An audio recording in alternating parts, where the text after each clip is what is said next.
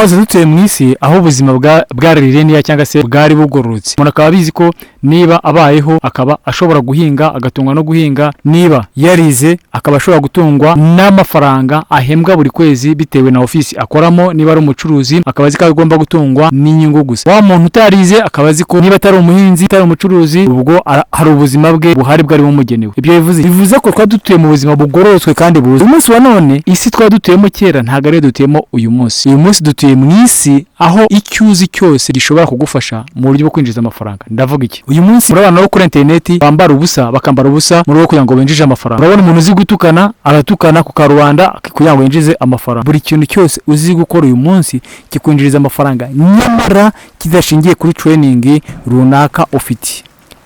Mu gihe twafataga igihe ukiga ukava muri maternelle, muri primaire, ukagenda muri za kaminuza kugira ngo uzabashe ureko wazabasha kubaho neza, uyu munsi wa none ntabwo ariko bikimeze. Ahubwo wa muntu utaragiyeyo washize isoni cyangwa se ufite kuntu yitereye ni uri kwinjiza amafaranga uyu munsi wa none, bitewe nuko abasha kudemonstrating cyangwa se gukora performance ya bya bintu byiwe yize cyangwa se asi. Bidashingiye kuki? Bidashingiye ku muco. Umuco warivanze bitewe nuko isi yabaye umudugudu. Byatewe n'iki? Byatewe nuko twakonegtinzwe n'icyo twita internet. Internet yafashe isi ayihindura umudugudu. Bisobanuye ko uyu munsi ntabwo ubuzima bugishingiye kuri training. Bivuze iki? Bivuze ko uyu munsi wa none kubwira umwana ngo iguzagira ubuzima bwiza birakomeye, bitewe nuko uwo abona ufite ubuzima bwiza suko yize cyangwa se uko afite ikinyabupfura, ahubwo nuko afite performance ziwe. Niba ari kwambara ubusa arambara ubusa, niba ari modeling aramodeling, kandi bidashingiye kuri training cyangwa se bidashingiye ku bwonko. Bivuze iki? Bivuze ko iyi si tubayemo ya internet, ya technology, hari abandi bantu babashije kuyirema. Abo bantu babashije kuyirema niba uyu munsi education cyangwa se uburezi cyangwa se training bigifitiye akamaro. No kuvuga aho bivuga ko niba azi technology, niba azi gukora coding, arakora ararima ikintu, icyo kintu abisi yose bakakiyoboka, bamara kukiyoboka bakamwinjiriza amafaranga. Urugero nk'umuntu wakoze Facebook uyu munsi arinjiza amafaranga ya none, kugira ngo abantu babashe kugira gute, babashe kuyikoresha nka platform zabo zo kugaragaza ibyo bashyaka se n'ibitekerezo byabo. Umuntu wakoze YouTube ni umuhanga, ntago ari umuntu utarize, ariko yatumye abantu bose, waba warize waba utarize, ujyaho ugakora ibyo ushaka n'ibyo uzi byose, uburyo bwose wabukoramo mu bintu bidafite formule cyangwa se bidafite ethique runaka bigomba kugenderaho. Umuntu waremye Twitter ariyo isigaye yitwa X yashyizeho ngo abantu bahurize ibitekerezo. Uyu munsi utanga igitekerezo cyawe, niba ushaka kugira umuntu muri Amerika gihita cyihuta. Igitekerezo ntabwo ari ngo kiba gishingiye kuri training cyangwa se ku kindi kintu runaka. Bivuze iki rero? Bivuze ko uyu munsi bigoye kugira ngo ukonveke umuntu umubwire ko kujya mu ishuri bimufitiye akamaro.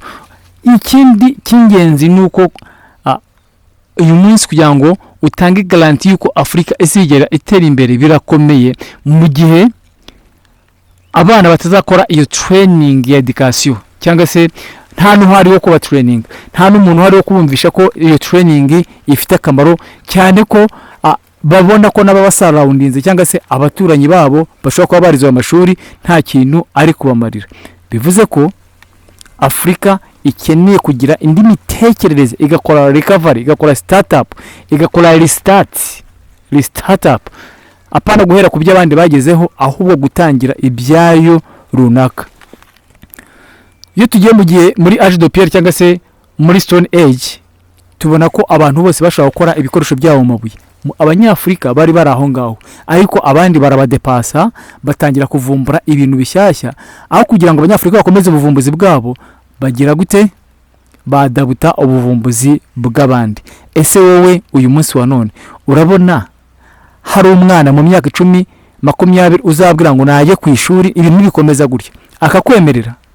Cyangwa se azayoboka inzira itagira indangagaciro kugira ngo ibashe kugira gute, ibashe kumufasha kubona ibyo akeneye mu buzima birimo amafaranga. Ndavuga financial means.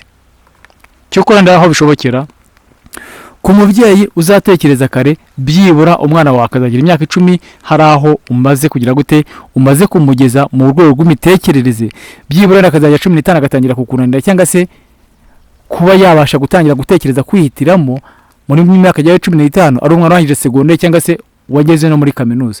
Nicyo cyonyine gishoboka uyu munsi wa none. Ese wowe mu mitekerereze yawe ukurikije n'ibyo ubona bigusarawundinze urabyumva ute? Tanga igitekerezo kuri iyi ngingo kugira ngo dukomeze dusangizanye ibitekerezo. Ciao ciao.